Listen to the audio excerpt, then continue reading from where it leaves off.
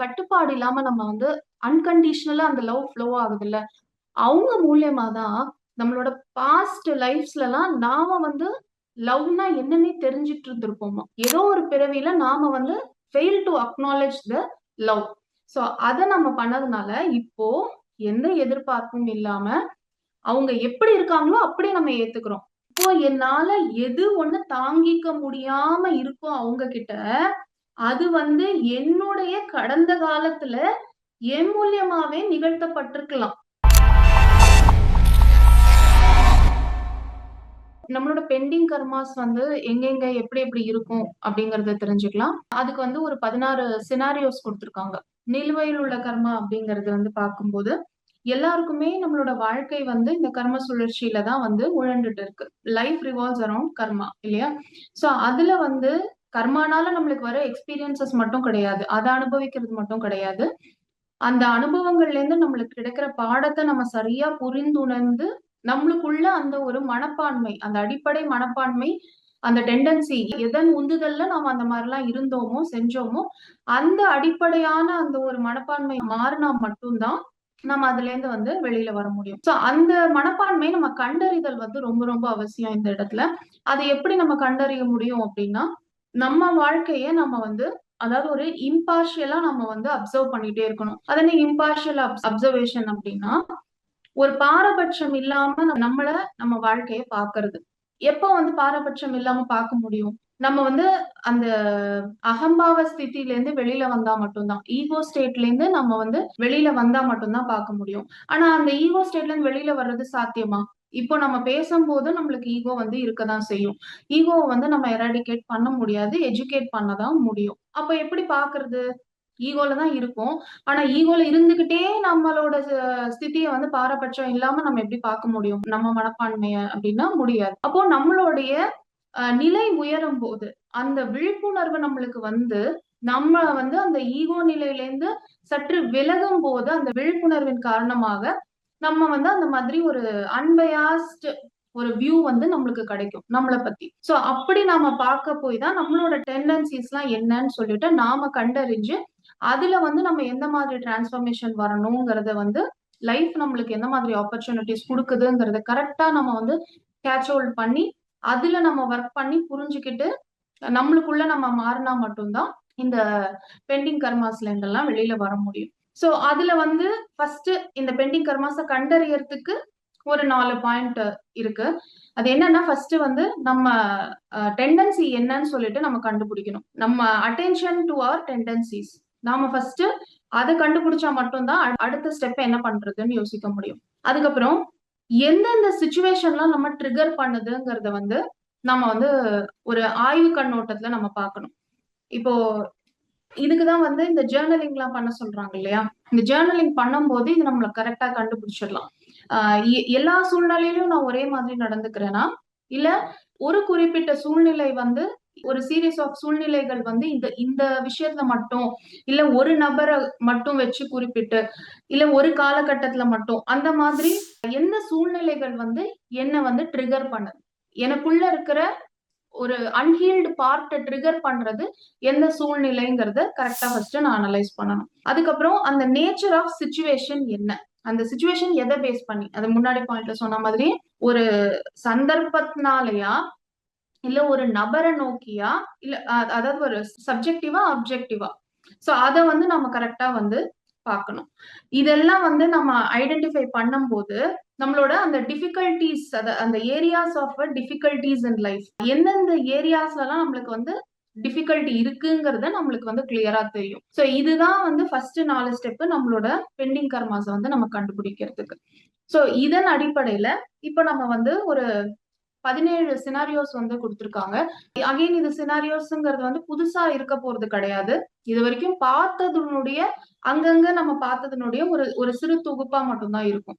முதல் சினாரியோ பார்த்தீங்கன்னா, heavy Burton of கர்மா அப்படிங்கிறது இருந்தது வாழ்க்கையில அப்படின்னா, அது என்ன குறிக்குதுன்னா, அந்த ஒரு ஹார்டன்ட் ஈகோ. ரொம்ப வந்து அ அந்த ஈகோ எப்படி ஹார்டன்ட் அப்படின்னா எப்படி சொல்றது? ஒரு கடினமான, ஒரு இலகுத்தன்மை இல்லாம, அ அப்படி ஒரு பாறை மாதிரி. அந்த மாதிரி இருக்கிற கர்மா வந்து இருக்கு, அது ஈகோ வந்து இருக்கு அப்படின்னு அர்த்தம். சோ அப்படி இருக்கிற பட்சத்துல ஹெவி பர்டன் ஆஃப் கர்மா வந்து நம்மளுக்கு இருக்கு. இது வந்து இந்த ஹார்ட் அண்ட் ஈகோ அப்படிங்கறது நம்ம எப்ப கண்டுபிடிக்க முடியும் அப்படின்னா, அந்த யங் சோல், அந்த மெச்சூர் சோல் லெவல் எல்லாம் கூட நம்மளால கண்டுபிடிக்க முடியாது அப்படின்னு சொல்றாங்க. ஒரு ஓல்டு சோல் நம்ம அந்த ரேஞ்சுக்கு போனதுக்கு அப்புறம் நம்மளோட டிரான்ஸ்ஃபர்மேஷன் தான் நம்மளுக்கு முக்கியம்னு நாம எப்போ அதன் அடிப்படையில பிறவிகளை தேர்ந்தெடுத்து நாம இங்க பிறப்பு எடுத்துட்டு வர்றோமோ, அப்போதான் நம்மளுக்கு அந்த ஹார்ட் அண்ட் ஈகோவே இவ்ளோ ஹார்டா இருக்காங்கிறதே நம்மளுக்கு தெரியும். அது வரைக்கும் அது வந்து ஹார்டா, சாஃப்ட்டா அத பத்தின ஒரு கவலையே நம்மளுக்கு இருக்காது. அதாவது நம்ம வாழ்க்கைய சரியா புரிஞ்சுக்காம எல்லாத்துக்கும் நம்ம ரியாக்ட் பண்ணி ஏன் ரியாக்ட் பண்றோம்னும் தெரியாது. சோ வெளி உலகத்தை நோக்கியே நம்மளோட வாழ்க்கை வந்து நகர்ந்து போயிட்டே இருக்கும். சோ இந்த ஹார்ட் அண்ட் ஈகோ கண்டுபிடிக்கிறதுக்கே நம்ம வந்து அந்த அளவுக்கு வளர்ந்து வந்திருந்தா மட்டும்தான் நம்மளுக்கு வந்து தெரியும். அதே மாதிரி நம்மளுக்கு வந்து இதெல்லாம் வந்து இப்படிதான் நம்ம இருக்கோம்னு கண்டுபிடிக்கிறது வந்து எப்படி கண்டுபிடிக்க முடியும்? இந்த பிரச்சனை தான் நம்மளுக்கு வருதுங்கிறது வந்து இந்த இடத்துல நான் இப்படி வந்து நடந்துக்கிறேன். இது வந்து நான் எப்படி கண்டுபிடிக்க முடியும்னா, என்னுடைய சட்டில் மெமரீஸ் மூலியமா. அந்த மெமரீஸ் வந்து வேற எதுவுமே கிடையாது. நம்மளோட டெண்டன்சிஸ் தான். எந்தெந்த பிறவியில என்னென்ன பண்ணியிருக்கேங்கிற எல்லா ரெக்கார்டும் எனக்கு தெரியாது. ஆனா அந்த ரெக்கார்ட் எல்லாம் என்னுடைய ஆன்மால பதிஞ்சிருக்கு. சோல் ரெக்கார்டிங்கோட மெமரீஸ் தான் வந்து டெண்டன்சியா இருக்கு. சோ அது வந்து எந்தெந்த மாதிரி அந்த ஹார்ட் அண்ட் ஈகோ வந்து பிரதிபலிக்கும் அப்படின்னா, எப்பவுமே ரெஸ்ட்லெஸ்ஸா இருக்கிறது. ஒரு பதட்டத்திலேயே வந்து வாழ்க்கை நகர்றது. ஆங்ஷியஸா எப்பவுமே அந்த ஒரு முனையில இருக்கிற மாதிரியே இருக்கிறது. அதாவது எட்ஜினஸ்ன்னு சொல்லுவாங்கல்ல. அந்த ஷார்ப்பான ஒரு எட்ஜ்ல இருக்கிற மாதிரியே ஃபீல் பண்றது. கிளாஸ் மேல நடந்து போற மாதிரியே வந்து நம்மளோட வாழ்க்கை இருக்கும். ஒரு ஸ்டெப்பும் பார்த்து எடுத்து வைக்கணும். எங்கேயாவது குத்திருமோ நம்மளுக்குன்னு ஒரு உடைஞ்ச கண்ணாடி துகள் மேல நம்ம கால் எடுத்து வச்சோம்னா எப்படி இருக்கும்? அந்த மாதிரி நம்ம வந்து பயணம் பண்ற மாதிரி இருக்கும். அதுக்கப்புறம் வந்து ரொம்ப வந்து அனலைஸ் பண்ணிக்கிட்டே இருக்கிறது. Over thinking, over analysation. இது வந்து நம்மளையே அறியாம, நம்மளால கட்டுப்படுத்த முடியாம, அது கட்டில் அடங்காம over thinking and over analysis போய் அதனால நம்மளுக்கு வர விளைவுகள், அதாவது இந்த சைடு எஃபெக்ட்ஸ்னு சொல்றது, அதுக்காக நிறைய நம்ம ட்ரீட்மெண்ட் எடுத்துக்க வேண்டியது, ஒரு டிப்ரெஷன் மூடுக்கு போறது, இதெல்லாம் வந்து அந்த ஹார்ட் அண்ட் ஈகோனால நம்மளுக்கு வரக்கூடியது. இந்த ஏரியா இப்படி இருக்குன்னா நம்மளுக்கு பெண்டிங் கர்மா எங்க ஹார்ட் அண்ட் ஈகோல ஸ்ட்ராங்கா இருக்கு அப்படின்னு சொல்லிட்டு அர்த்தம். அதுக்கப்புறம் ஒரு ஏதோ ஒரு பயிற்சின்னு போறோம். நம்மளுக்கு தெரியுது டிப்ரஷன்ல இருக்கோம். எனக்கு மென்டல் கிளாரிட்டி இல்ல. ரொம்ப மென்டல் டிஸ்டர்பன்சஸ் இருக்கு அப்படின்னு. ஆனா ஏதோ ஒரு பயிற்சின்னு தேர்ந்தெடுத்து போம்போது, என்னால அதுல சரியான ஃபோக்கஸ் பண்ண முடியல. அந்த ஒரு ஸ்டில்னஸ் வந்து அட்டைன் பண்றதுல எனக்கு அவ்ளோ கஷ்டம். அந்த சைலன்ஸ் பார்த்தா பயம். ஸ்டில்னஸ் வந்து அந்த அமைதி, அந்த ஒரு நிலைத்தன்மை. இத பார்த்தா எனக்கு பயம். எப்பவுமே அந்த ஷேக்கினஸ்லயே இருந்து பழக்கம். அந்த நர்வஸ் சிஸ்டம் வந்து அதுக்கே வந்து அடாப்ட் ஆயிருக்கு. அதனால இந்த ஸ்டில்னஸ வந்து அக்செப்டே பண்ண முடியல. சோ அந்த அளவுக்கு வந்து அந்த ஹார்ட் அண்ட் ஈகோனால பாதிக்கப்பட்டிருக்காங்க. அதுக்கப்புறம் வந்து மற்றவர்கள நம்புவதுல, தன்னை நம்புவதுல, தன் வாழ்க்கையை நம்புவதுல நெறைய வந்து ட்ரஸ்ட் இஷ்யூஸ் இருக்கிறது. அதுல வந்து ஒரு நம்பிக்கையே இல்லாம, யார் மேலயும் ஒரு கான்ஃபிடன்ஸ் இல்லாம லைஃப்ல வந்து லைஃப் பத்தி ஒரு விரக்தியான ஒரு மனநிலை, போக்கு. என்ன வாழ்க்கை? இந்த வாழ்க்கையெல்லாம் எனக்கு என்ன செஞ்சிட போகுது? எனக்கெல்லாம் ஒரு வாழ்க்கையா? இப்படின்னு இருக்கிற அந்த ஒரு மனநிலை. அதுக்கப்புறம் வந்து ஃபியர். ஃபியர் ஃபேக்டர் வந்து நெறைய லைஃப்ல இருக்கிறது. ஆப்வியஸ்லி ட்ரஸ்ட் இஷ்யூஸ் இருந்தாலே ஃபியர் ஃபேக்டர் இருக்கும். ஃபியர் ஃபேக்டர் நெறைய இருந்தாலும் ட்ரஸ்ட் இஷ்யூஸும் இருக்கும். சோ இது 2ம் வந்து ஒண்ணுக்கொண்ணு இருக்கிறது. இப்ப இந்த மாதிரி இருக்கிறதெல்லாம் வந்து என்னன்னா, இந்த ஹார்ட் அண்ட் ஈகோல பெண்டிங் கர்மா இருக்கு அப்படின்னு சொல்லிட்டு அர்த்தம். சோ இதையெல்லாம் வந்து இப்போ பார்த்தா இந்த டிஃபிகல்ட்டான வாழ்க்கை அடுத்த சினாரியோ என்னன்னா, லைஃபே வந்து சேலஞ்சிங்கா போயிட்டு இருக்கு. எல்லா விதத்திலயும் தொடங்குனதுல எல்லாத்துலயுமே சேலஞ்சஸ். ஒரு விஷயம் கூட ஒரு 2 ஸ்டெப்ல 3 ஸ்டெப்ல வந்து அச்சீவ் பண்ண மாதிரியே இருக்காது. எல்லாத்துலயுமே ஒரு ரொம்ப கஷ்டப்பட்டு தான் ஒரு அச்சீவ்மென்ட் வரணும். ஒரு சக்சஸ் வரணும் அப்படின்னு இருக்கும்போது, அந்த பெண்டிங் கர்மா வந்து அதுல எதுல இருக்கும் அப்படின்னா, அந்த சோல் வந்து அந்த அளவுக்கு டிஃபிகல்ட்டிய வந்து பிளான் பண்ணி வந்திருக்கு. அந்த டிஃபிகல்டிஸ் ஃபேஸ் பண்ணணும். அதன் மூலியமா தான் அந்த வாழ்க்கையினுடைய மறுசீரமைப்பு. அந்த ஆன்மா அந்த டெண்டன்சி இருக்கு இல்லையா? ஆன்மாவுடைய அந்த மனப்பான்மையில இருக்கிற அந்த மறுசீரமைப்பு, அந்த ஒரு சீர்திருத்தம். இதெல்லாம் நடந்து அங்க ஒரு மாற்றம் வரணும். அது எப்ப வரும் அப்படின்னா, அந்த வாழ்க்கைய பத்தி ஒரு ஆழமான, அழுத்தமான புரிதல் வேணும். அது என்ன அழுத்தமான புரிதல்னா, மேலோட்டமா அப்படியே வாழ்க்கைய எனக்கு எல்லாம் கஷ்டம் தான், எனக்கெல்லாம் எப்பவுமே வந்து இப்படிதான் இருக்கும் அப்படின்ற ஒரு மேற்போக்கான ஒரு வாழ்க்கை, அதாவது கடினமான வாழ்க்கையை கூட மேற்போக்காம வாழ்ந்துட்டு போகாம, அது ஏன் எனக்கு இந்த மாதிரி வந்திருக்கு அப்படின்னு நான் அந்த கர்மாவ புரிஞ்சுக்கிட்டு நான் வாழ்க்கைய வந்து எடுத்துட்டு போகணுங்கிறதுனால எனக்கு அந்த அழுத்தம் வந்து அங்க குடுக்கப்படுது. சோ இந்த மாதிரி ரொம்ப டிஃபிகல்டீஸ் இருக்கு வாழ்க்கையில அப்படின்னா, இது வந்து எதோட ஒரு பெண்டிங் கர்மா அப்படின்னு பாத்தீங்கன்னா, லைஃப வந்து சரியா புரிஞ்சுக்கிட்டு லைஃபோட ஆழத்த புரிஞ்சு வாழணும் அப்படிங்கிறதுக்கான ஒரு அந்த இடத்துல நம்மளுக்கு அந்த அன்ஹீல்டு பார்ட் இருக்கு. சோ அத நாம புரிஞ்சுக்கிட்டு நம்ம வந்து அதுல இருந்து ஓவர் கம் பண்ணும்போது அந்த ஹீலிங் வந்து நம்மளுக்கு ஆட்டோமேட்டிக்கா நடக்கும். ஏன் லைஃப் டிஃபிகல்ட்டா இருக்குன்னு போராடாம, எதனால நம்ம இத சூஸ் பண்ணியிருக்கோம், இந்த ஆன்மா ஏன் சூஸ் பண்ணிருக்கு அப்படிங்கிறதுனால புரிஞ்சுகிட்டு நம்ம வரும்போது நம்மளுக்கு அது ஆட்டோமேட்டிக்கா நடக்கும். அண்ட் 3வது சினாரியோ வந்து பார்த்தா, இதுவும் வந்து ஸ்ட்ரெய்ட் ஃபார்வர்டா தான் இருக்கு. நாம ஒருத்தவங்கள ஜட்ஜ் பண்ணோம்னா, நம்மள ஜட்ஜ் பண்ணுவாங்க. நாம வந்து அக்செப்ட் பண்ணலன்னா, நம்மளுக்கு அக்செப்டன்ஸ் இல்ல அப்டின்னா, நாம வந்து நிராகரிப்புகள நெறைய வந்து எதிர்நோக்க வேண்டியிருக்கும். அதே மாதிரி நாம மத்தவங்கள வந்து சாடுறோம், கிரிட்டிசைஸ் பண்றோம் அப்டின்னா, நாம நம்மளோட உள் அமைதி வந்து குலைக்கப்படும். இது நம்மளுக்கு எல்லாருக்குமே தெரிஞ்சது தான், பொதுவானது தான். இந்த மாரி பாஸ்ட் மிஸ்டேக்ஸ் நம்ம பண்ணியிருக்கோம் இல்லையா? இப்ப இதுலருந்து என்ன புரிஞ்சுக்கலாம்? நம்மளுக்கு வந்து நெறைய ரிஜெக்ஷன்ஸ் எங்க போனாலும் நம்மளுக்கு எல்லா ஃபீல்டுலயும் ரிஜெக்ஷன்ஸ் வருது. எல்லா ஏரியாஸ் ஆஃப் லைஃப்லயும் ரிஜெக்ஷன்ஸ் வருதுன்னா, நம்ம வந்து அக்செப்டன்ஸ்ல லேக் ஆயிருக்கோம். நம்மளோட பெண்டிங் கர்மா வந்து அந்த அக்செப்டன்ஸ்ல இருக்கு. நம்மள நெறைய பேர் வந்து எப்பவுமே ஜட்ஜ் பண்ணிட்டே இருக்காங்க.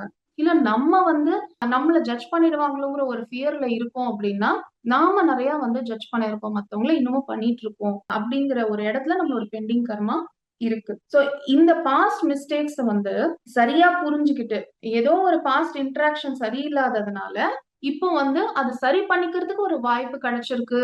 அப்படிங்கிற ஒரு புரிதல்ல நாம அத வந்து எதிர்நோக்கி அத வந்து புரிஞ்சுக்கும்போது, நம்மளால சரியா எடுத்துட்டு போக முடியுது. அந்த அண்டர்ஸ்டாண்டிங் இல்லாத போது நம்ம என்ன பண்றோம்னா, வாழ்க்கையே நம்மளுக்கு வந்து தொலைஞ்சா மாதிரியும், எல்லாமே நம்மளுக்கு வந்து வி ஃபீல் லாஸ்ட் அப்படின்னு சொல்லுவோம்ல. அந்த மாரி என் கையில எதுவுமே இல்ல. எனக்கு வாழ்க்கையே இல்ல. எனக்கு வாழ்க்கையே முடிஞ்சிருச்சு. அப்படிங்கிற ஒரு மனநிலைக்கு வந்து தள்ளப்படுவோம் அப்படின்னு சொல்றாங்க. சோ நம்மளோட பெண்டிங் கர்மா எங்க இருக்குன்னா, நாம வந்து மத்தவங்கள வந்து ஜட்ஜ் பண்ணியிருந்தா, நம்மளையும் ஜட்ஜ் பண்ணுவாங்க. நிராகரிப்பு இருக்குன்னா, அங்க அக்செப்டன்ஸ் நம்மளுக்கு இல்ல. மெயினா நம்மளால அமைதியா இருக்க முடியலன்னா, நம்ம மத்தவங்கள கிரிட்டிசைஸ் பண்றோமா? நம்மளையே கிரிட்டிசைஸ் பண்ணிக்கிறோமா? நம்ம லைஃப கிரிட்டிசைஸ் பண்றோமா? அப்படிங்கிறத வந்து நம்ம யோசிச்சு பார்க்கணும். சோ 4வது சினாரியோ அப்படின்னு பார்த்தோம்னா, இதுவும் வந்து ரொம்ப காமனான ஒரு விஷயம் தான். முன்னாடி பார்த்தது தான். அதாவது என்னன்னா, இந்த வெறுப்பு, கோபம், பொறாமை, அதுக்கப்புறம் வந்து இந்த இன்செக்யூரிட்டி அப்படின்னு சொல்றோம்ல. ஒரு பாதுகாப்பின்மை. சோ இந்த மாதிரி எல்லாம் இருந்து பயம். இதுவெல்லாம் வந்து ரொம்ப ரொம்ப ஒரு ஆழமான ஒரு உணர்ச்சிகள். ரொம்ப ஸ்ட்ராங் எமோஷன். இதுதான் வந்து நம்மள அந்த ரிலேஷன்ஷிப்ல வந்து கட்டி வச்சிருக்கு. அந்த பைண்டிங் இருக்கு இல்லையா? அது வந்து இந்த ஸ்ட்ராங் எமோஷன்ஸ்னால தான் நம்மளுக்கு கட்டி வச்சிருக்கு. எதன் பேர்ல? அட்டாச்மென்ட் அப்படிங்கிற ஒரு பேர்ல. இது யாரோட வேணா இருக்கலாம். ஒரு ஸ்பௌஸோட இருக்கலாம். குழந்தைகளோட இருக்கலாம். சிப்லிங் கூட பிறந்தவர்களோட இருக்கலாம். பெற்றோர்களோட இருக்கலாம். இல்ல நம்மளோட கொலீக்ஸ், இல்ல நம்மளோட ஃப்ரெண்ட்ஸ் இந்த மாதிரி யார் கூட வேணா இருக்கலாம். சோ இப்படி இருக்கிற பட்சத்துல நம்ம என்ன அங்க ஆவோம் அப்படின்னா, இந்த இடத்துல வந்து ஒரு அந்த இன்செக்யூர் ஃபீலிங் இருக்கு இல்லையா? அந்த இன்செக்யூரிட்டினால தானே அந்த அட்டாச்மென்ட்ட புடிச்சு வச்சுட்டு இருக்கோம். அந்த இடத்துல நம்மளுக்கு ஒரு இன்டென்ஸான ஒரு அர்ஜ் இருக்கும். என்னன்னா, அவங்க மனசுல நம்ம வந்து ஒரு நல்ல இடம் பிடிச்சுக்கணும் அப்படின்னே நம்ம வந்து முயற்சி பண்ணிட்டு இருக்கோம். ஏன் ஏன் அந்த அந்த மாரி முயற்சி பண்றோம்னா, அந்த இன்செக்யூரிட்டி. அவங்க மனசுல எனக்கு ஒரு நல்ல இடம் இருக்கணும். அவங்க ஹார்ட்ல நான் தான் வந்து முதலாவதா இருக்கணும். அந்த மாதிரி முயற்சி பண்ணியே என்ன பண்ணுவேன்னா, என்னுடைய ஒரு வேக்கம்ல இருந்து நான் அந்த முயற்சி பண்றேன். அப்ப என்ன ஆகும்? என்னோட எனர்ஜி ஃபுல்லா அதுல வந்து எவாப்பரேட் ஆயிடும்.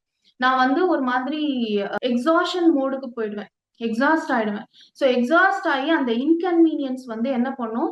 என்னுடைய வாழ்க்கைய வந்து சரியா நகர்த்தறதுக்கு எனக்கு வந்து ஒரு கிளாரிட்டியே வந்து அங்க குடுக்க விடாது. சோ அப்போ வந்து அந்த பெண்டிங் கர்மா எங்க இருக்கு? என்னோட இன்செக்யூரிட்டில இருக்கு. என்னோட அட்டாச்மென்ட்ல இருக்கு. எப்போ ஒரு உறவுல, இல்ல ஒரு நட்புல, இந்த மாதிரி விஷயத்துல வந்து இந்த கோபம், அதீத கோபம் இருக்கோ, இல்ல அதீத அந்த ஒரு பற்றுதல், அட்டாச்மென்ட் இருக்கோ, இல்ல ஒவ்வாமை ஒரு மாதிரி, இவங்கள பார்த்தாலே எனக்கு ஆகாது. அப்படிங்கிறது அந்த அவர்ஷன் இது 3மே இருந்தாலுமே சரி. Attachment, aversion, anchor. இது 3 இருந்தாலுமே, அங்க நாம வந்து அத ரிசால்வ் பண்ணி, டிரான்ஸ்பார்ம் பண்ணி, நாம அந்த எமோஷன்ஸ ரிலீஸ் பண்ணணுங்கிறது தான் அங்க வந்து அர்த்தம். சோ நம்மளோட பெண்டிங் கர்மா எங்க இருக்கு?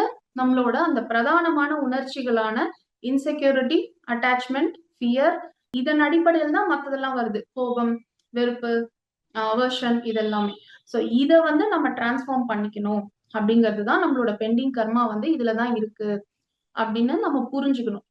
இது எங்கன்னா நம்மளுக்கு நம்ம ஃபர்ஸ்ட் பார்த்தோம் இல்லையா? நம்ம டெண்டன்சி என்னன்னு சொல்லிட்டு நாம வந்து பாரபட்சம் இல்லாம பார்க்கணும், வியூ பண்ணணும் அப்டின்ட்டு. அந்த வியூல வந்து நம்ம டெண்டன்சி பார்க்கும்போது, இதுல இருந்தோம்னா நம்மளோட பெண்டிங் கர்மா இந்த மாரி ஏரியாஸ்ல இருக்குங்கிறத நம்ம புரிஞ்சுக்கலாம். சோ அடுத்தது வந்து நாம ஒருத்தங்கள வந்து நேச்சுரலா ஒரு ஃப்ளோல வந்து நாம ஒருத்தவங்க மேல வந்து அன்பு செலுத்துறது.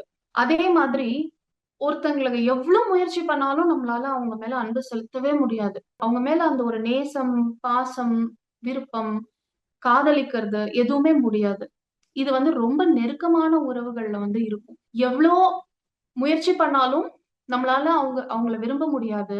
ஆனா, முயற்சியே இல்லாம சில பேர வந்து ஃப்ரீ ஃப்ளோவா அந்த ஒரு லவ் வந்து ஃப்ளோ ஆகுறது தெரியும். இது என்ன எதனால அப்டின்னா, யார வந்து நம்மளுக்கு வந்து ஒரு கட்டுப்பாடு இல்லாம நம்ம வந்து அன்கண்டிஷனலா அந்த லவ் ஃப்ளோ ஆகுதுல்ல, அவங்க மூலியமா தான் நம்மளோட பாஸ்ட் லைஃப்ஸ்லலாம் நாம வந்து லவ்னா என்னன்னே தெரிஞ்சுட்டு இருந்திருப்போமா. அன்பு செலுத்துறதுன்னா என்ன?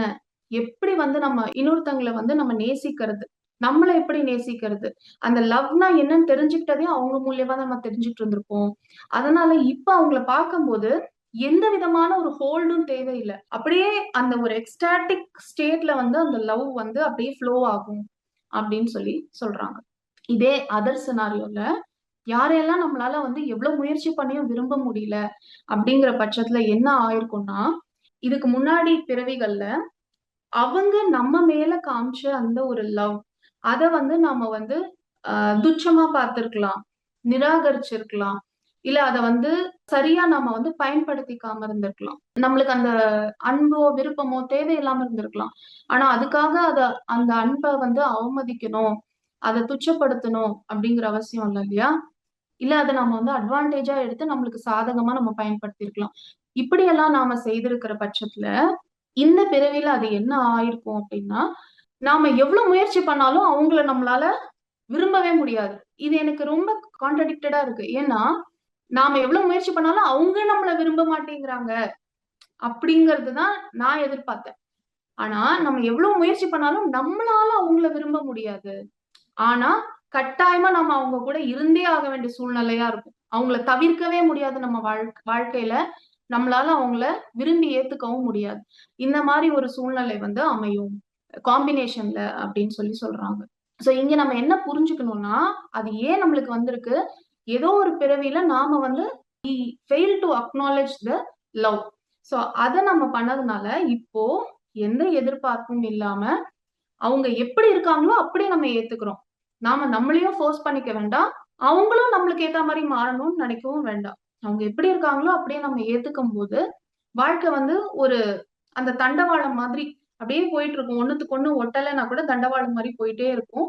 ஆனா காலப்போக்குல அதனுடைய நோக்கத்த அது அடைஞ்சிரும். அந்த பர்ப்பஸ் இருக்கு இல்லையா? அது வந்து அங்க அடையப்பெறும். அப்படிங்கிறது தான் வந்து இந்த 5வது சினாரியோல நம்ம பார்க்கிறோம். இதுல பெண்டிங் கர்மா எங்க இருக்கு? இந்த சினாரியோ எக்ஸ்பிளைன் பண்ணேன் இல்லையா? அந்த மாரி ஒரு சூழ்நிலை நம்மளுக்கு இருந்துச்சுன்னா, நம்ம பெண்டிங் கர்மா அங்க இருக்கு அப்படின்னு சொல்லிட்டு நம்ம புரிஞ்சுக்கணும். சோ 6வது சினாரியோ. இது வந்து அகைன் என்ன? இப்ப நம்ம நெறைய ஃபேமிலீஸ்ல நம்ம இந்த தியானத்துக்கு, இந்த மாரி ஸ்பிரிச்சுவல் பிராக்டிசஸ்லாம் வந்து நெறைய ஃபேமிலி பிராக்டிசஸ், ரிச்சுவல்ஸ் இதெல்லாம் ஏன் பண்றாங்க? சடங்கு, சம்பிரதாயங்கள்ல. இதெல்லாம் எனக்கு அர்த்தமே தெரியல. இதுக்கெல்லாம் ஒரு அர்த்தம் இருக்கிற மாரி எனக்கு தெரியல. அன்னைக்கு நான் பண்ணிட்டு இருந்தேன். அன்னைக்கு நான் நம்பினேன் பண்ணேன். ஆனா இது வந்து இப்ப நம்பிக்கைங்கிறது இல்ல. எல்லாத்தையும் அறிவியல் பூர்வமா பார்க்க ஆரம்பிக்கிறேன். அறிவியல் சார்ந்து தான் நான் எல்லாத்தையும் ஏத்துக்கிறேன். அதாவது எல்லாத்தையுமே ஒரு எக்ஸ்பெரின்ஷியல் மோட்ல நான் வந்து அத எக்ஸ்பீரியன்ஸ் பண்ணி அனுபவபூர்வமா உணர்ந்து, புரிஞ்சு நான் ஏத்துக்கிறேன். அந்த மனநிலையில நான் இருக்கும்போது, என்னோட வீட்ல இருக்கிற இந்த குடும்பத்துல இருக்கிற இந்த பழக்கங்கள் எல்லாம் நான் வந்து அத ஒதுக்குறேன். அந்த ஒரு இதெல்லாம் வேண்டாம் அப்டின்ட்டு நான் சொல்லும்போது, இந்த மாரி ஒரு மனநிலை எதுக்கு வரும்? இப்ப சாதாரணமா சில பேரு இந்த தியானம், ஸ்பிரிச்சுவல் பிராக்டிஸ் இதெல்லாம் எதுவும் வராமலேயே குடும்பத்தோட ஒட்டாம இருப்பாங்க. குடும்பத்துல தான் இருப்பாங்க. ஆனா அந்த குடும்பத்துல இருக்கிற அந்த பழக்கவழக்கங்கள், சில நம்பிக்கைகள்ல அவங்களுக்கு ஈடுபாடு இருக்காது. இதெல்லாம் தேவையில்ல. இதெல்லாம் இதுக்கு இந்த சூழலுக்கு இதெல்லாம் ஒத்து வராது.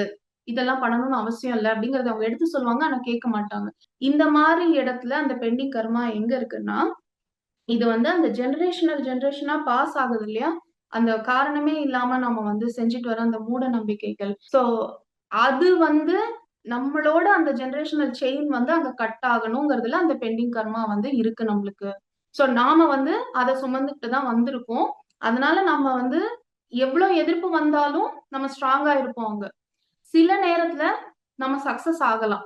சக்சஸ் ஆகலாம் இன் அ சென்ஸ் நமக்கு முன்னாடி இருந்திருக்காங்க இல்லையா அந்த குடும்பத்துல. அவங்களும் நம்ம வழிய பின்பற்றி நம்மளோட கருத்துக்களுக்கு ஒத்திசைஞ்சு மாறலாம். ஆனா பல சூழ்நிலைகள்ல நம்மளுக்கு அதுல வந்து வெற்றி கிடைக்காது. இன்ஸ்டன்ட் என்ன ஆகும்னா நம்மள எல்லாரும் விமர்சனம் பண்ணுவாங்க. அதுக்கு தான் நம்ம உள்ளாகுவோம். சோ அந்த மாரி சூழ்நிலையில தளர்ந்து போகாம, எனக்கு அப்புறம் என்னிலிருந்து நான் இத கடத்த மாட்டேன். அப்படிங்கிற ஒரு ஒரு ஸ்டாண்ட் வந்து அவங்க எடுப்பாங்க. சோ அவங்களோட பெண்டிங் கர்மா வந்து எங்க இருக்குன்னா, அந்த ஃபேமிலி ரிச்சுவல்ஸ் இருக்கு இல்லையா? ரிச்சுவல்ஸ் மட்டும் கிடையாது. எதெல்லாம் வந்து தேவையில்லாம இதுவரைக்கும் செஞ்சுட்டு இருக்காங்களோ, அந்த ஒரு பர்ட்டிகுலர் லீனியேஜ்க்கு அது தேவையில்ல. இவங்க மூலியமா அது வந்து கடத்தப்படுறது வந்து தடுக்கப்படும். சோ இதுக்கு வந்து அவங்களுக்கு ஸ்ட்ராங்கான அப்போசிஷன் வரலாம். நெறைய சேலஞ்சஸ் ஃபேஸ் பண்ண வேண்டியது வரலாம். சோ அது எல்லாமும் வந்து அந்த கர்மால வந்து அடங்கியிருக்கு. அது வந்து அந்த சோல் சூஸ் பண்ணி தான் வந்திருக்கு. அது கண்டிப்பா அது ஓவர் கம் பண்ணி வரும். அந்த பர்ப்பஸ வந்து அங்க கண்டிப்பா அட்டைன் பண்ணும் அப்படிங்கிறது வந்து சொல்லியிருக்காங்க. சோ இந்த inter cost marriages, inter religion marriages இதெல்லாம் நடக்குது இல்லையா? இதெல்லாம் இதுக்குள்ள தான் வரும். ஆ அதுக்கப்புறம் இந்த அடுத்த சினாரியோ வந்து பாத்தீங்கன்னா, இந்த டிஃபிகல்ட்டான கார்மிக் ரிலேஷன்ஷிப்னா, எப்பவுமே மத்தவங்க தான் ஆப்போசிட்ல இருக்கிறவங்க தான் தப்புங்கிறது கிடையாது. அவங்க அப்படி இருக்கிறதுக்கான காரணமே என்னுடைய பாஸ்ட் தான். இப்போ என்னால எது ஒண்ணு தாங்கிக்க முடியாம இருக்கோ அவங்க கிட்ட, அது வந்து என்னுடைய கடந்த காலத்துல என் மூலியமாவே நிகழ்த்தப்பட்டிருக்கலாம். ஆனா, இப்போ எனக்கு அத இன்னொருத்தங்க ரூபத்துல அத பார்க்கும்போது ரொம்ப கடுமையா இருக்கு. அது ஏன் தெரியுமா அந்த கடுமை வருது அங்க? அந்த அந்த ஒரு ரொம்ப தாங்கிக்க முடியாத கஷ்டம் ஏன் தெரியுமா வருது? அது என்னோட அட்டாச் ஆயிருக்கிறதுனால தான் வருது. எனக்குள்ள இருக்கிறதுனால தான் அந்த கடுமைய என்னால உணர முடியுது. இது அவங்களுக்கு மட்டும் தான் சம்மந்தம் இருக்குன்னா, அத நான் ஜஸ்ட் பார்த்துட்டு போயிருவேன். இருக்கிறத அவங்களோட பிஹேவியர், அவங்க நடந்துக்கிற விதம், அவங்க பேசுற பேச்சு, அத அப்படியே நான் பார்த்துட்டு போயிடுவேன். ஆனா, அதனுடைய அந்த ஒரு த்ரெட், அந்த ஒரு கயிறு, அது எனக்குள்ள இருந்து தான் அங்க வந்திருக்கு. அந்த கனெக்ஷன் அங்க இருக்குங்கிற போது தான், அது அவ்ளோ கடுமையா வந்து எனக்கு தெரியுது. அந்த தாக்கம் வந்து என்னால உணர முடியுது. சோ, இந்த ஒரு ஸ்டேட்மெண்ட் போதும். இது எல்லாத்தையுமே நம்ம வந்து புரிஞ்சுக்கலாம். ஏன் நம்மளோட அந்த பெண்டிங் கர்மா எங்க இருக்குன்ட்டு. சோ, இந்த மாரி நேரத்துல நம்ம என்ன பண்ணணும் அப்டின்னா, அந்த ஆன்மாக்களுக்கு ஒரு கம்பேஷனேட்டா, பொறுமையா, ஒரு ஜட்ஜ்மெண்டல் மோடுல எந்த விதமான ஒரு தீர்மானமும் இல்லாம, கம்பேஷனேட்டா நம்ம வந்து புரிஞ்சுகிட்டு நம்ம வந்து எடுத்துட்டு போகணும். ஆக்சுவலா இதுல பாத்தீங்கன்னா, அந்த ஆன்மாவ புரிஞ்சுக்கிறதுக்கு இங்க எதுவுமே இல்ல. த மொமெண்ட் நாம வந்து நம்மளுக்கு இந்த அளவுக்கு கடுமையா இருக்குன்னா, நம்மளோட அட்டாச் ஆகியிருக்கு. அது அவ்ளோ ஸ்ட்ராங்கான்றத உணர்ந்துட்டா, நாம நம்மளுக்கு தான் அந்த கம்பேஷன் குடுத்துக்கிறோம். நம்மளுக்கு தான் அந்த ஜட்ஜ்மெண்டல் குடுத்துக்கிறோம். நம்மளுக்கு தான் அந்த பேஷன்ஸ் எல்லாமே நம்மளுக்கு தான் குடுத்துக்கிறோம். அந்த ஸ்ட்ரென்த் நம்ம நம்மளுக்கு தான் குடுக்குறோம். இன்னொருத்தருக்கு நாம அங்க ஃபேவரே பண்ணல.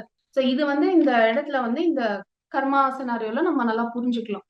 இந்த மாதிரி கடினமா உறவுகள் அமைஞ்சு, வாழ்க்கை இப்படி அமைஞ்சதுன்னா, நம்மளோட பெண்டிங் கர்மா எங்க இருக்குங்கிறத நம்ம சரியா புரிஞ்சு, நம்மளுக்கு தான் நல்லது பண்ணிக்கிறோம். வேற யாருக்குமே கிடையாது. அதனால ரொம்ப நாம வந்து என் வாழ்க்கை இப்படி இருக்கே, நான் இவங்களுக்கு இவ்ளோ விட்டு தரேனே அப்படின்லாம் இல்ல. விட்டு குடுக்குறதே எனக்கு தான் நான் விட்டு குடுக்குறேன். மத்தவங்களுக்கு கிடையாது. ஆனா அந்த புரிதல் ரொம்ப ரொம்ப அவசியம் அங்க.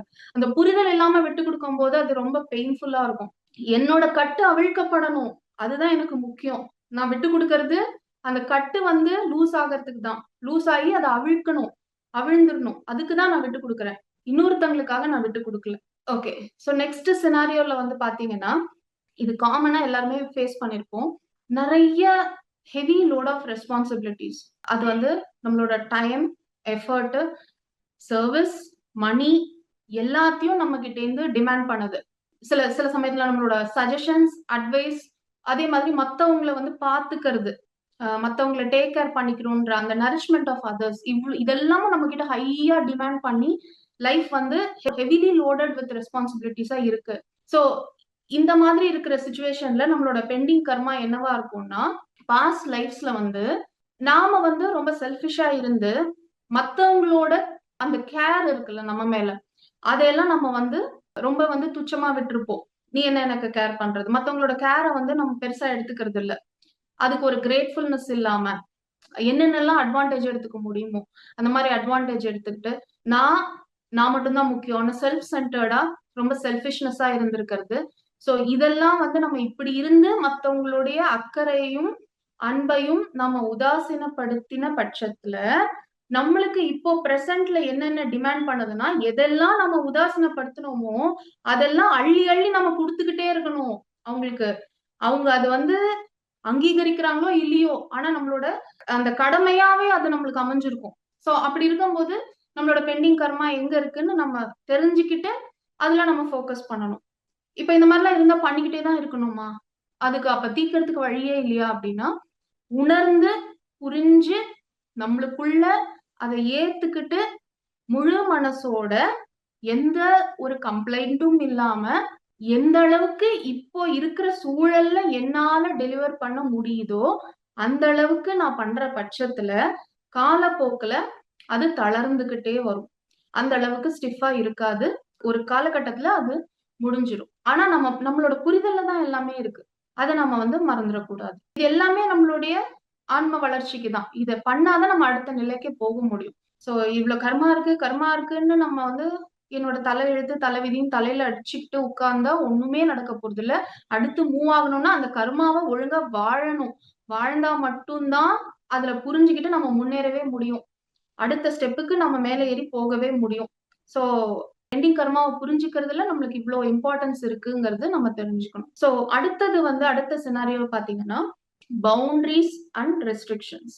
சில இடத்துல எவ்ளோ நம்ம முயற்சி பண்ணாலும், நம்ம வாழ்க்கைய ஒரு கட்டத்துக்கு மேல நம்மளால ஆக்சஸே பண்ண முடியாது. அத வந்து அப்லிஃப்ட் பண்ணணும்னு நம்ம எவ்வளவோ முயற்சி பண்ணுவோம். மாத்தணும்னு நெனைப்போம். ஆனா நம்மளால முடியாது. அது ஒரு பவுண்டரி நம்மளுக்கு செட் பண்ணி வச்சிருக்கும். அந்த லைஃப் வந்து நம்மளுக்கு ஒரு ரெஸ்ட்ரிக்ஷன்ஸ் போட்டிருக்கும். அத தாண்டி நம்மளால எதுவுமே பண்ண முடியாது. சில இடத்துல முயற்சி பண்ணி தோல்வியே நம்ம சந்திச்சுட்டு இருப்போம். சில இடத்துல முயற்சியே பண்ண முடியாது. முயலவே முடியாது. அந்த மாரி தான் வந்து வாழ்க்கையே கட்டமைக்கப்பட்டிருக்கும். ஆன் தி அதர் சைட் நாம நம்ம லைஃப்க்கான ஒரு பவுண்டரீஸ் செட் பண்ற ஒரு இடத்துல வந்து நம்ம தள்ளப்படுவோம். ஏன்னா, இதெல்லாம் வந்து நம்ம மிஸ் பண்ணியிருப்போம். அதாவது இதுக்கு முன்னாடி இருக்கிற பாஸ்ட் லைஃப்ல நம்மளோட செல்ஃப் பவுண்டரினாலே என்னன்னு தெரியாம, மத்தவங்களுக்காகவே நான் வாழ்ந்து வாழ்ந்து இருந்ததுனால, இப்போ எனக்கு அமையற சூழ்நிலைகள் எல்லாமே, என்னோட பெண்டிங் கர்மா எதுல இருக்கும்னா, நான் என்ன உணர்ந்து என்னுடைய பவுண்டரிய நான் செட் பண்ணிக்கணும். அப்படிங்கிறதுல தான் பெண்டிங் கர்மா வந்து இருக்கும். வாழ்க்கையோட சூழல் வந்து அப்படிதான் அமையும். அதே சமயம் முன்னாடி பார்த்த மாதிரி, எவ்ளோ முயன்றாலும் என்னால அந்த பவுண்டரிய தாண்டி என்னால போகவே முடியாது. நான் நெனச்ச மாதிரி என் வாழ்க்கைய மாத்திக்கவே முடியாது. இது எதனால அப்டின்னா, முற்பிறவிகள் எல்லாம் அதாவது போற போக்குல வாழ்றது. என்ன வேணா பண்ணலாம். எப்படி வேணா இருக்கலாம். ஒரு இப்படிதான் இருக்கணும், அப்படிதான் இருக்கணும்ன்ற ஒரு வரமுறையே இல்லாம, எல்லாத்தையும் அனுபவிக்கணும் அப்டின்ட்டு வாழ்ந்த வாழ்க்கை. அது ஒரு சில ஏரியாஸ்ல வந்து ரொம்ப ஸ்ட்ராங்கா இருக்கும். இதுல செக்ஷன்ஸ் இருக்கு. இப்போ சில பேரால எஜுகேஷன்ல எவ்வளவு முயற்சி பண்ணாலும் முன்னேற முடியாது. பினான்சியலா எவ்வளவு முயற்சி பண்ணாலும் முன்னேற முடியாது. அதாவது அந்த பவுண்டரிய தாண்டி போ முடியாது. ஹெல்த் விஷயத்துல அந்த பவுண்டரிய தாண்டி போ முடியாது. இந்த மாரி என்னென்ன ஏரியாஸ் இருக்கோ, உறவு முறைகள்ல எவ்ளோ நான் முயற்சி பண்ணாலும் எனக்கு ஒரு கார்டியல் ரிலேஷன்ஷிப் அமையவே அமையாது. எவ்ளோ நான் குடுத்தாலும் திருப்திப்படுத்த முடியாது. என்னை வந்து ஒரு ஓரத்திலேயே வச்சிருக்கிற மாரியே தோணும். சோ இதெல்லாம் வந்து எதனால அப்டின்னா, நாம வந்து எல்லாத்தையும் அட்வான்டேஜ் எடுத்துக்கிட்டதுனால, அப்யூஸ் பண்ணிக்கிட்டதுனால, இப்போ நம்மளுக்கு வந்து அந்த பேலன்ஸ் பண்றதுக்காக அந்த ரெஸ்ட்ரிக்ஷன்ஸ் வந்து அமைஞ்சிருக்கு. இப்படி ஏதாவது ஒரு ஏரியால நம்மளுக்கு இருந்ததுன்னா, நம்ம பெண்டிங் கர்மா எங்க இருக்குங்கிறத வந்து நாம தெரிஞ்சுக்கணும். அதே மாதிரி இதுல இன்னொன்னு என்னன்னா, லவ் அந்த ஒரு அக்கறை, கேர், அன்பு, அக்னாலெட்ஜ்மென்ட் நம்மள ரெகக்னைஸ் பண்றது, நம்மளோட சக்சஸ், குரோத் எதுவா இருந்தாலுமே, நம்ம வந்து நம்மளோட எஃபோர்ட்க்கு குறைவா தான் நம்ம வந்து ரிசீவ் பண்ணுவோம். நம்மளோட எஃபோர்ட் வந்து ஒரு எக்ஸ் அமௌண்ட் இருக்கும். ஆனா நம்ம ஒரு சின்ன ஒரு மீகர்ல தான் நம்மளுக்கு வந்து அந்த ரிட்டர்ன் வந்து வந்திருக்கும். ஸோ இதுக்கு காரணமும் இந்த பவுண்டரிஸ் அண்ட் ரெஸ்ட்ரிக்ஷன்ஸ் தான் காரணம். முற்பிறவிகள்ல எதெல்லாம் நம்ம வந்து அபியூஸ் பண்ணியிருக்கோமோ, அந்தந்த விஷயத்துல நம்ம எஃபர்ட் நெறைய போடுவோம். ஆனா நம்மளுக்கு வர ரிசல்ட்டும், அந்த ரெகக்னிஷனும், ஒரு அப்ரிசியேஷனும் ரொம்ப மீகரா தான் வந்து இருக்கும். ஸோ இங்கேயும் வந்து நம்மளோட பெண்டிங் கர்மா எங்க இருக்கு? நம்ம எப்படி ரிசால்வ் பண்ணணும் அப்படின்னா, லைஃப வந்து எந்த விதமான கம்ப்ளைண்ட்ஸும் இல்லாம, நம்ம வந்து இருக்கிறத அப்ரிஷியேட் பண்ண கத்துக்கணும். ஏன்னா, அதுதான் நாம வந்து முற்பிறவிகள்ல நம்ம செஞ்சிருப்போம். அந்த அப்ரிசியேஷனும், அந்த ஒரு அக்னாலெட்ஜ்மென்ட்டும், ரெகக்னிஷனும் நம்ம கிட்ட இருந்து நம்ம குடுக்க தவறிருப்போம். அதனால இப்போ நம்மளுக்கு அதெல்லாம் கிடைக்கிறது கஷ்டமா இருக்கு. சோ, இப்போ என்னென்ன எனக்கு இருக்கோ, மிச்ச சொச்சம் எதுவா இருந்தாலும், அத வந்து நான் ஒரு கிரேட்ஃபுல்னஸோட நான் அக்செப்ட் பண்ணி, அக்னாலெட்ஜ் பண்ணி, வாழ்க்கைய சீரா கொண்டு போகும்போது, என்னால எந்த அளவுக்கு முடியுமோ கொண்டு போகும்போது, எனக்கு அங்க வந்து அகைன் அந்த பெண்டிங் கர்மா வந்து நியூட்ரலைஸ் ஆயிட்டே வந்து வரும். சோ இது இது ஒரு சினாரியோ. இப்ப இதுவரைக்கும் 9 சினாரியோஸ் பார்த்திருக்கோம். லாஸ்ட்டா ஒண்ணு இன்னைக்கு 10th ஒன்னோட பார்த்து இன்னைக்கு முடிக்கலாம். நாம வந்து மத்தவங்களுக்கு நல்லது தான் பண்ணிட்டு இருப்போம். எப்பவுமே நல்லது பண்ணிட்டு இருப்போம்.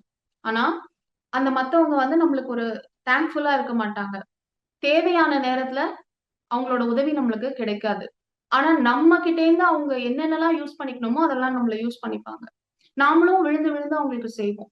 சோ இத வந்து நம்ம எப்படி பார்க்கிறோம் அப்படின்னா, எனக்கு துரோகம் பண்றாங்க, என்னை ஏமாத்துறாங்க, என்னை யூஸ் பண்ணிக்கிறாங்க, யுட்டிலைஸ் பண்ணிக்கிறாங்க அப்படிங்கிற மாதிரி நம்ம சொல்லுவோம். பட் இங்க அது கிடையாது. இதுவும் அகைன் நாம வந்து அதுக்கு உல்டாவா நாம எங்கேயாவது அங்க அந்த ஒரு கார்மிக் இம்ப்ரின்ட்ஸ் இல்லாம இந்த ஒரு நிகழ்வு வந்து இங்க நடக்கிறதுக்கு வாய்ப்பு கிடையாது.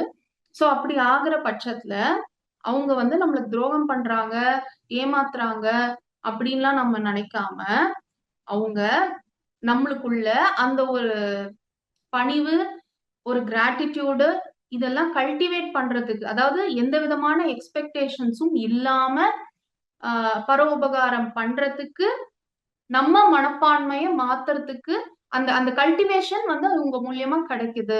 அப்படிங்கிறத வந்து நாம புரிஞ்சுக்கணும். சோ இந்த மாதிரி ஆளுங்க போன ஜென்மத்துல பார்த்தீங்கன்னா, நாம வந்து அவங்கள ரொம்ப வந்து ஒரு ஒரு மேற்பார்வையில அப்படி இருந்திருப்போம். இந்த ஓவர் லுக் பண்றது அப்படின்னு சொல்லுவாங்க இல்லையா? அவங்க நம்மளுக்கு எவ்வளவோ பணிவிடை செஞ்சிருக்கலாம். ஆனா நம்ம அவங்கள வந்து ஒரு பெரிய பொருட்டா மதிச்சிருக்க மாட்டோம். சோ அந்த மாதிரி இருந்த இம்ப்ரின்ட்ஸ் எல்லாம் தான் இப்போ நம்மளுக்கு வந்து கன்வெர்ட் ஆயி இந்த மாரி வருது. சோ இது நம்ம என்ன பண்ணணும்? நம்மளால இந்த அளவுக்கு அவங்களுக்கு செய்ய முடியுதுல்ல. அதுக்கு நம்மளையே நம்மள அப்ரிஷியேட் பண்ணிக்கிட்டு, அவங்க மூலியமா எனக்கு இந்த லெசன் கிடைக்குதுல்ல. அந்த லெசனுக்காக நான் வந்து அந்த லெசனையும் நான் அப்ரிஷியேட் பண்ணணும். அந்த லெசன வந்து கரெக்ட்டா உள்வாங்கி, என்னுடைய மனப்பான்மை எங்க மாற்றம் அடையணுமோ, அத கண்டறிஞ்சு நான் மாறுற பட்சத்துல என்னுடைய பெண்டிங் கர்மா அங்க வந்து குளோஸ் ஆகுது. அப்படிங்கிறத வந்து சொல்றாங்க. சோ இது எல்லாம் பண்ணணும் அப்படின்னா, இது எல்லாமே வந்து அகம்பாவ ஸ்திதியிலேருந்து பண்ணவே முடியாது. விழிப்புணர்வு நம்மளுக்கு வளர வளர தான், நாம நம்மளுடைய அகம்பாவத்திலேருந்து வெளியில வந்து, நம்மளையே பாரபட்சம் இல்லாம ஒரு பார்வை பார்க்கும்போது தான், நம்மளுக்கு முழு வியூவே தெரியும். நாம எந்த மாதிரி இருக்கோம், எந்த ஷேப்ல இருக்கோன்றது. சோ அதுதான் நான் போன செஷன்லயுமே சொன்னேன். அடுத்தவங்கள பார்க்கறது ரொம்ப ரொம்ப சுலபம். அதுக்கு தியானம் பண்ணணும், பயிற்சிகள் வேணும்னு அவசியமே இல்ல. அடுத்தவங்க மனசுல ஓடுறத நம்ம ஈஸியா கண்டுபிடிச்சு சொல்லிடுவோம். ஆனா நம்ம மனசுக்குள்ள என்ன ஓடுறதுங்கிறது கண்டுபிடிக்கிறது ரொம்ப ரொம்ப கஷ்டம். அது தப்பா, சரியான்றதெல்லாம் நம்மளுக்கு தெரியவே தெரியாது. எப்போ நம்மளோட விழிப்புணர்வு உயருதோ, எப்போ அது நம்ம வந்து உயர்த்திக்கிட்டே போறோமோ, அப்போதான் நம்மளுக்கு வந்து அது நம்மளோட நிலை, உண்மையான மனநிலை என்னங்கிறதே நம்மளுக்கு தெரிய வரும். சோ அதுக்கு நம்ம என்ன பண்ணணும்? நம்மளோட மூச்சோட இணைஞ்சு தியானம் பண்ணணும். என்னுடைய மனமார்ந்த நன்றிகள்.